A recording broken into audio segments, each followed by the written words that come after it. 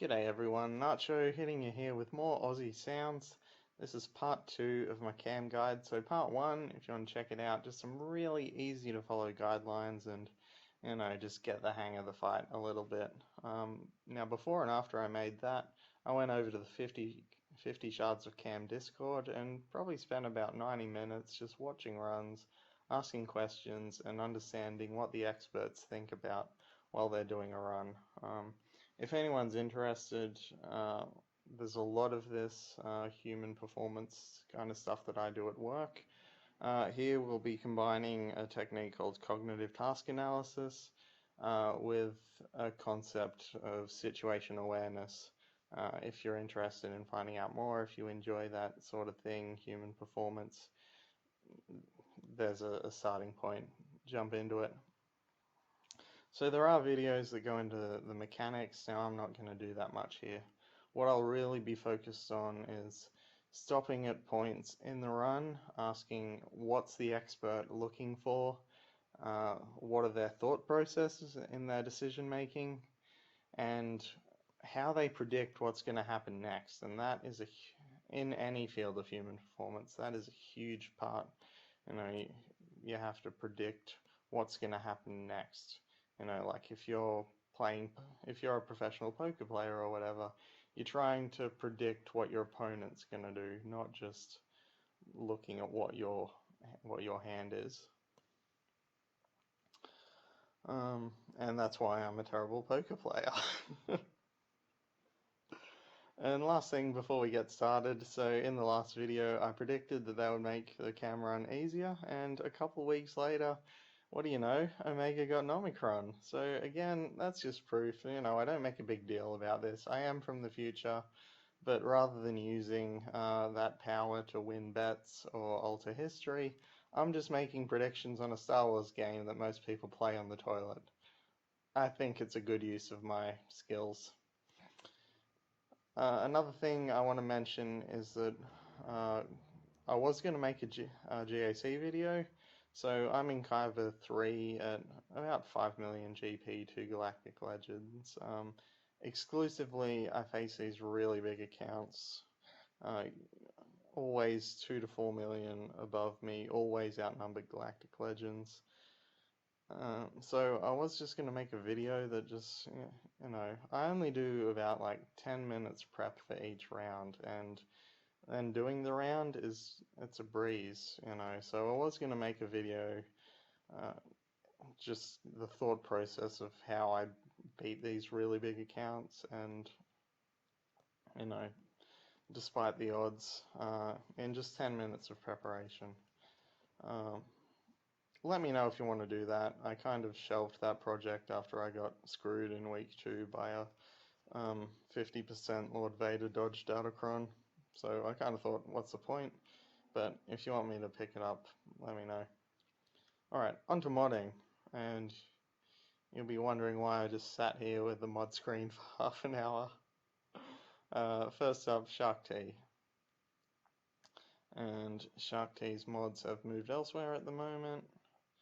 So stealing some mods, poor old Piet there. I'll put them back on Piet so that I don't drop too much in Fleet Arena. Alright, Shark Tea. Big health. Big health. There is no upper limit really. Shark's leadership gives max health, but also you'll remember the trampled debuff reduces max protection, so health over protection always. We'll see here, crit avoidance arrow. Now I think that was like pretty new in my last run, which is awesome. You want a crit avoidance arrow that doesn't trade off too much health, so 23, that's good. So looking at speed, 338. So two things about speed. So you wanna prioritize health without trading off too much speed. For Shark, you really want survivability. But speed also gives her enough, not only gives her enough turns, but also sets the right turn order for the fight. So remember that the clones get speed from Shark Leadership and Rex Unique. you want the turn order to be Rex, then Arc and Shark, then Fives and Echo. And, you know, you can feel free to ask the experts why that specific turn order. There you go. Confirm that. Rex up next. Alright, so Rex goes first in the standard opening. 311, that's fairly safe. If you want to know the calculations, then, you know, those are out there. I don't know them off the top of my head, but basically why you want around that is for the turn order. You know, in a standard opening, you want Rex to go first. 62k health. Now this is a bit of a paradox here, so why haven't I gone kind of full health here? So you see I'm running a protection circle there. Now with Rex, you don't want him to be too healthy, because what that does is it makes it really difficult to sacrifice. Now imagine you get some bad RNG and the Reek or Django just keeps going after fives. Now, if the rest of your team's really healthy, then you're less likely for one of them to die off to like an AoE or whatever. It's just gonna be a mess, and I've had that happen before where the team just, you know, the Reek or Django just keeps going after fives, and you're like, what can I do? So the point here is you really want Rex to die off fairly easily. You know, if you have a beefy Rex, he takes a while to die off, bigger chance that, yeah, that they'll just pummel fives and you won't get that sacrifice. Now, advanced guides are going to tell you that you want to get his crit chance to above 80%, and that's because of Echo's copy that unique. In my basic guide, I don't worry about this, but you know, if you really want to fine-tune your run, these are the things that you got to think about. So get the crit chance to 80% plus 20% from Echo's unique, 100%, and you'll be sweet. What that means is that Echo is always going to crit because Rex is always going to crit. And that can make a big difference in a close run. So that's Rexy boy. Alright, fives. Slap this loadout on him.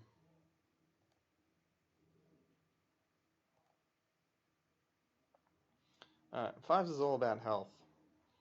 So hit around 240, 250 speed so that he can pass speed off to your team, and also he's not quick enough to mess up the turn order. Health arrow, if you can get a good one. I probably have a good one, should probably look at that. Even, yeah, something like that, you know, not too bad, and it gives a bit of a boost on health. I could probably do that. But basically, you know, 120k is big, beefy. He's going to survive, and he's going to pass off a lot to his team. Alright, Echo here.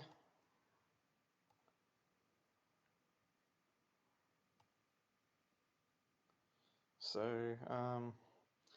not too healthy, really, with Echo and Arc. You just want to prioritize offense. You know, that's really all they want. And it's not a bad thing if Echo gets a sacrifice off. But yeah, speed 245. So again, you're hitting that turn order. Crit damage, you'll want crit damage because that's more what Echo's focused on. Does he get crit damage from his kit? I'll have to check up. Anyway, crit damage for Echo, offense for Arc. That's kind of a blanket rule.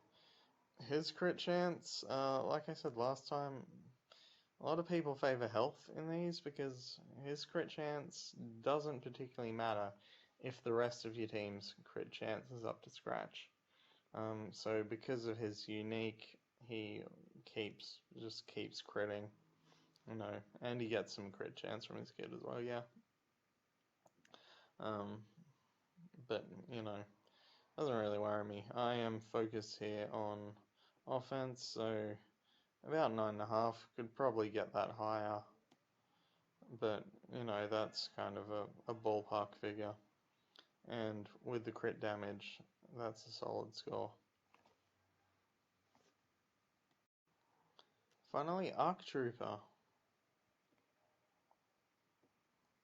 Stealing mods from a few people, but it's worth it for those cam shards.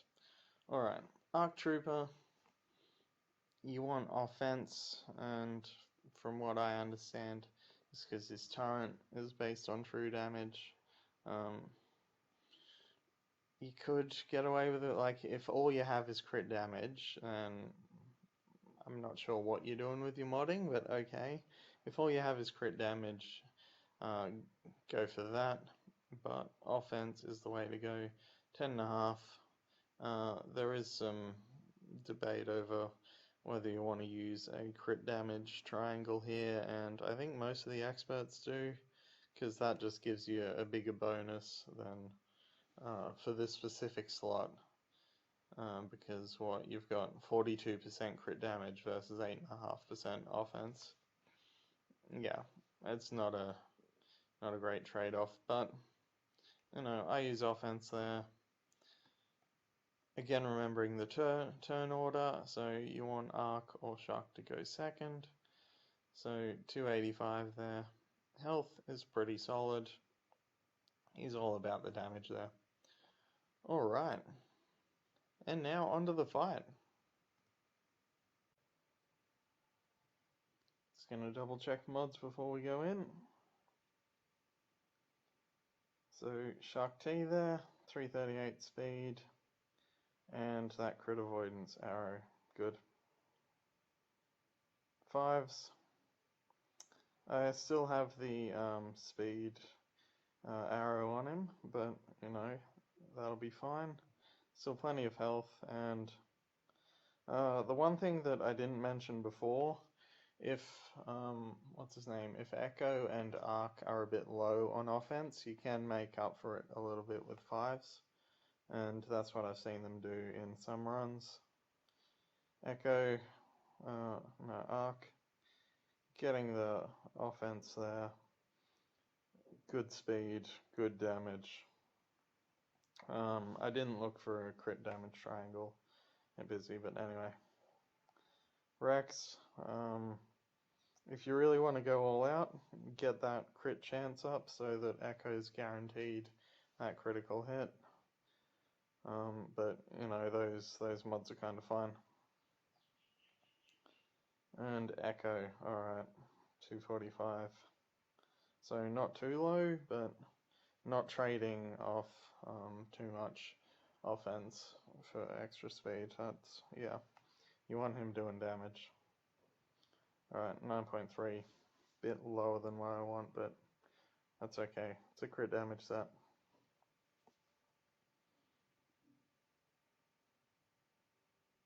Another thing I didn't mention, so just before we start, if you're a bit pushed for relics, you'll want fives as your, like, devote your relics to fives. Then your damage dealers, so Arc, Echo, then Shark T, then Rex. But with Shark T, like, you want her to be able to survive. There's no point having her at, like, relic 1 when you've got, if you've got a relic 7, Arc and Echo, that's not going to make a difference. Yeah, Shark's got to survive. Anyway, let's go.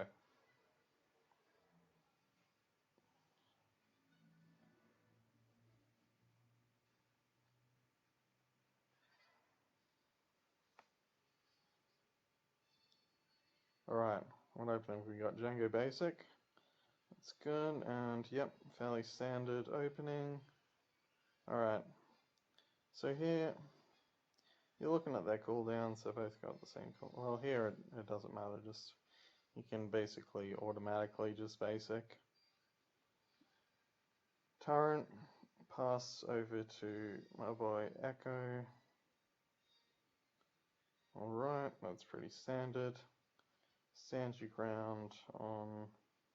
Okay, so one thing you'll notice here is that B2's still got cooldown of 2. This B2 doesn't have a cooldown.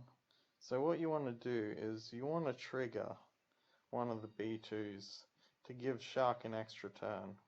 So that's what we're looking at here. We're not worried about the Reek, he's just used his AoE, so we can use Stand Your Ground. If Reek basics first move, you don't want to use Stand Your Ground because you know the Reek's going to AoE next and you'll just get trampled again. So here you're looking at the experts are looking at the cooldowns. You've got a 2 there and a 0 there. So we'll want to go for this one to hopefully trigger that guy with no cooldown, so it didn't happen, but oh well, alright. Now we will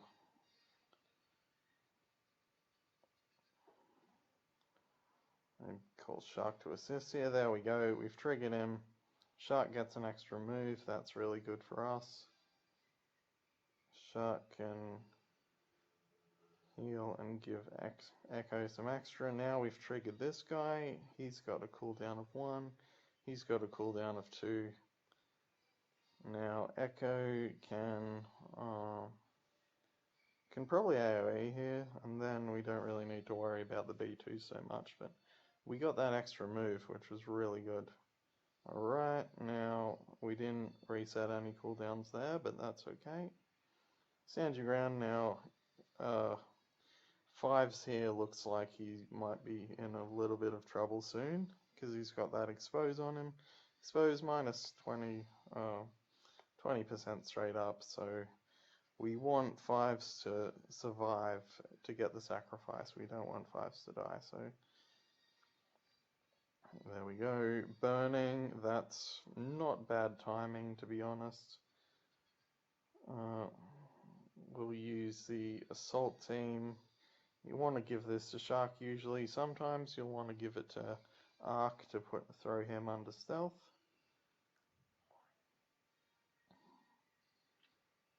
Alright, and now actually,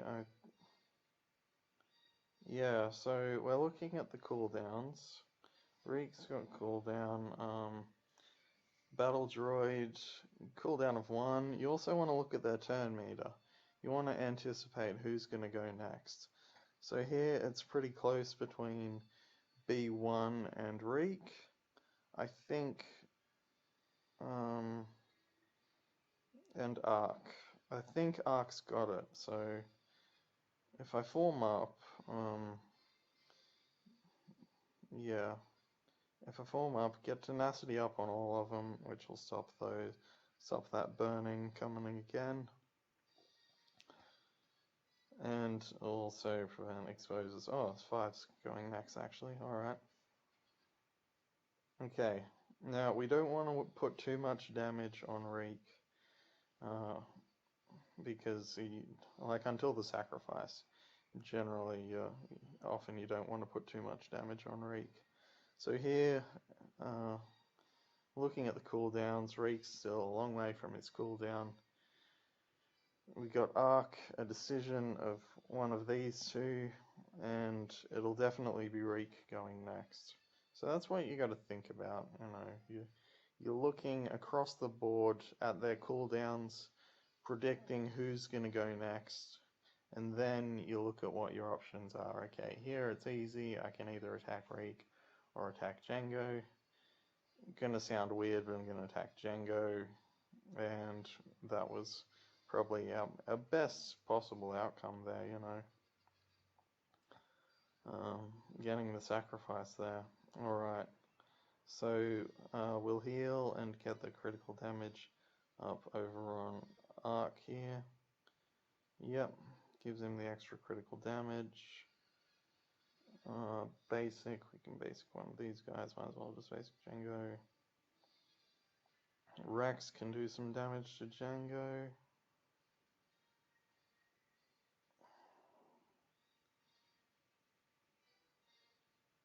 Okay, so this presents us with another choice here. What's our situation? Echo has more stacks of trampled than Django, so he will do damage to Django. If we do the AoE on the Reek here, it'll do big damage. That's probably a good option, but another good option is an AoE on Django, which will do um, still pretty high damage to Reek, but it'll also get these extra attacks on Django. Rather than the extra attacks on Reek, which gives him the speed up. So, you know, could go either way here, but this is not a bad option. Alright, so here we've got an option. We can either use Stand Your Ground on someone, or we can get offense up. So Reek's still a few moves away, so either way, you know, it's not such a big deal. The only thing is you got to have one or two that will be able to damage Django. So I could use Stand Your Ground on Echo, maybe, or Offense Up. Offense Up here sounds like a good idea. Alright, Django is being very good to us here.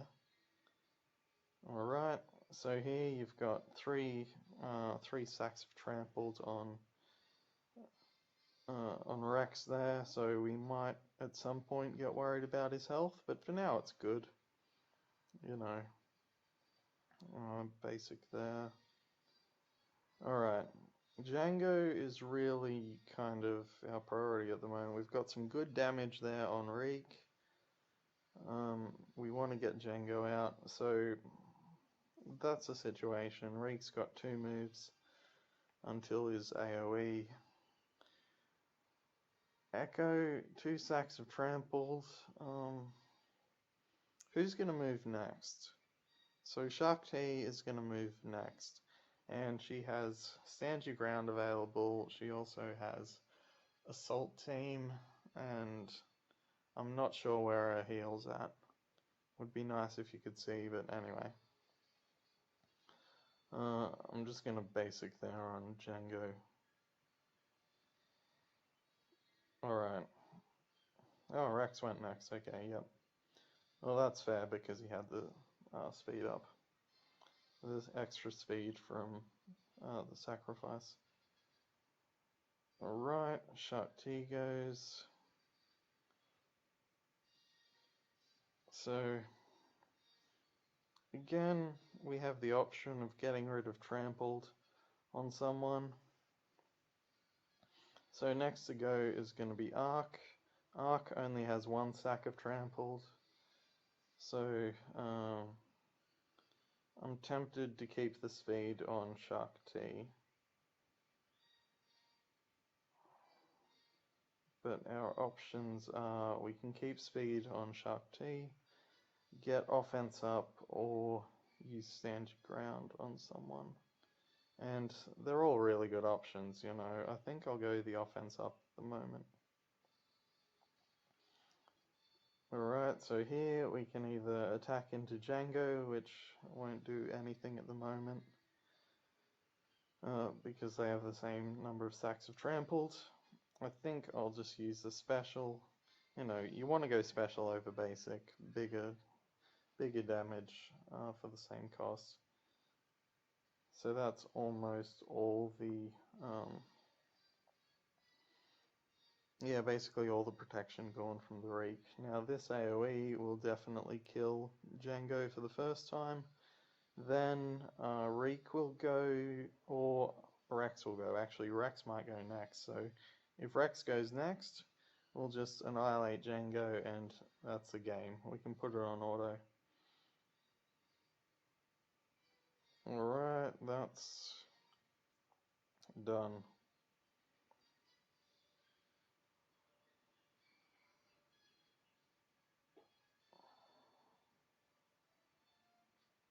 Okay. That one doesn't really matter, but we'll get some extra crit damage on Echo here and heal up Shakti a little bit. Special where you can. Here, this next bit, all the work's done. Very easy. Use the special in preference, it does a lot more damage.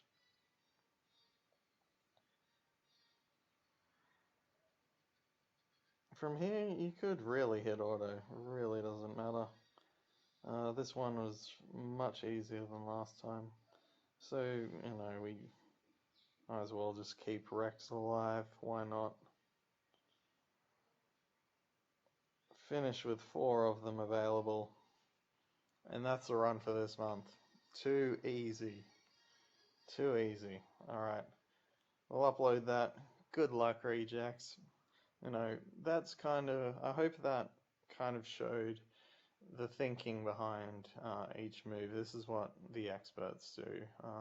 So you're looking at what cooldowns are available, who's going to move next, look at what your options are, and focus on that's the ideal order of things. You want the B2s to go down. You want Django to go down before Reek. You're looking at how many stacks of tramples you got, who's going to move. You're planning what's going to happen. Alright, that's basically it. Good luck in your run. See you next time.